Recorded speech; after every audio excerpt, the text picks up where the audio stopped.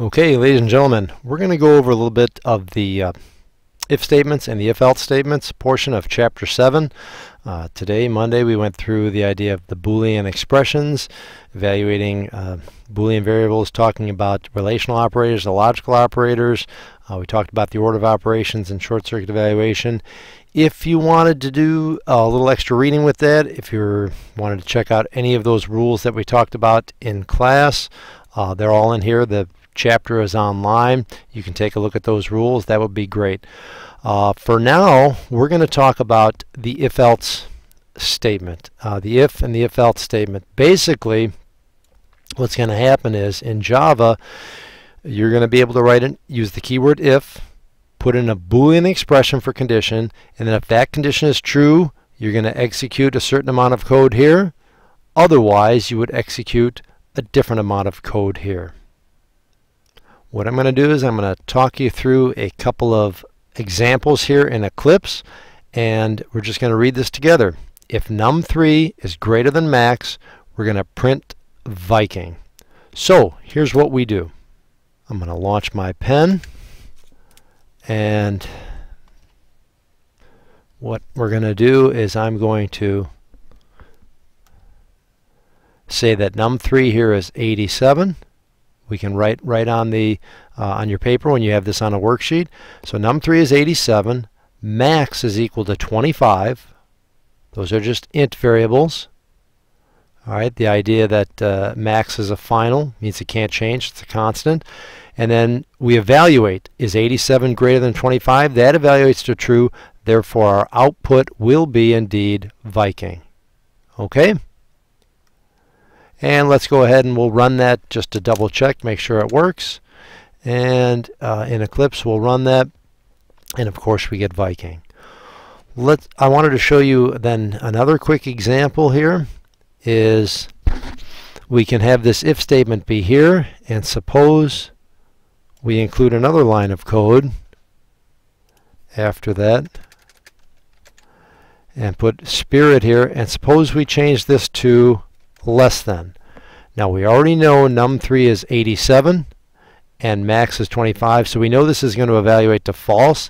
It will not output Viking, but because spirit is not contained within the block of code for this condition, for this conditional, what's going to happen is you're going to notice it will output just spirit.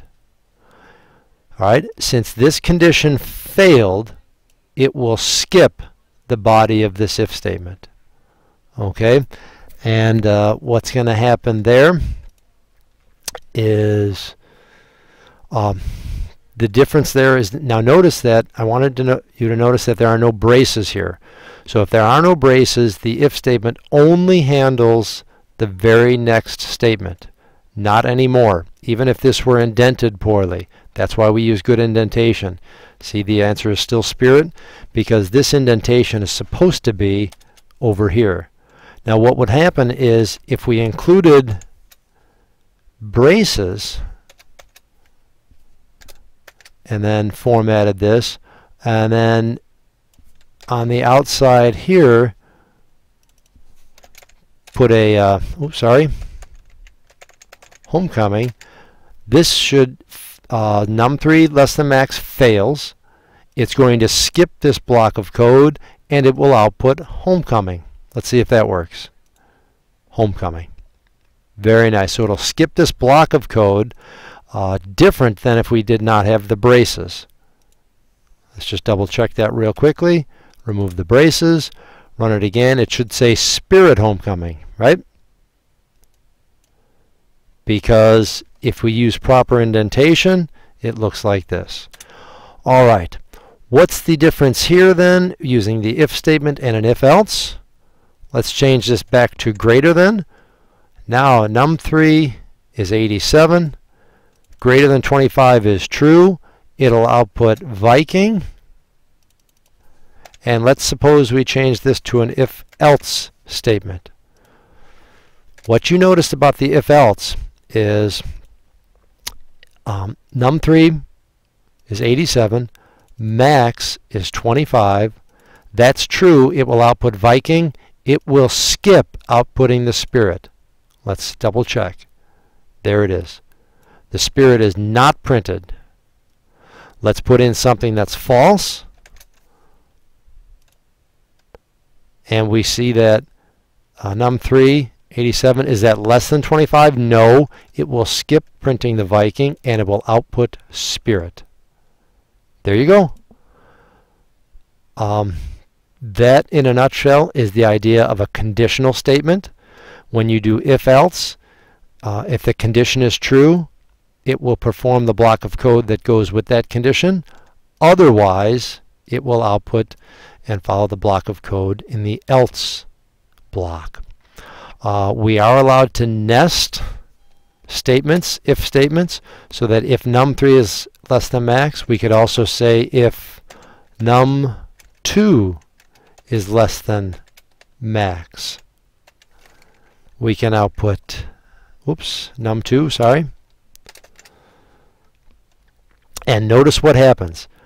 This else always goes with the nearest if. What do you think the output's going to be here? Let me load up my pencil. All right. And num3 is 87. Max is 25. This fails, so what's going to happen is it will not output num2. It will not even go into this block of code at all. Since this fails, it will not go to this block of code. What will happen is, let's say we just had a system out print homecoming here. It will just output homecoming. Let's try that. And lo and behold, just homecoming. This fails. It goes into here, skips the entire if-else, and prints homecoming. Let's change that to greater than and run it, and we get spirit homecoming. All right, this is true. This fails, so it does not print Viking. It goes straight to spirit. All right, so in a nutshell, we've seen several examples of writing if and if-else statements, and hopefully that gives you at least a little start of how you're going to prepare and work on your assignment during class tomorrow. All right, good luck with all of this, and you could always read through some extra things in the chapter about Boolean expressions. All right, have fun.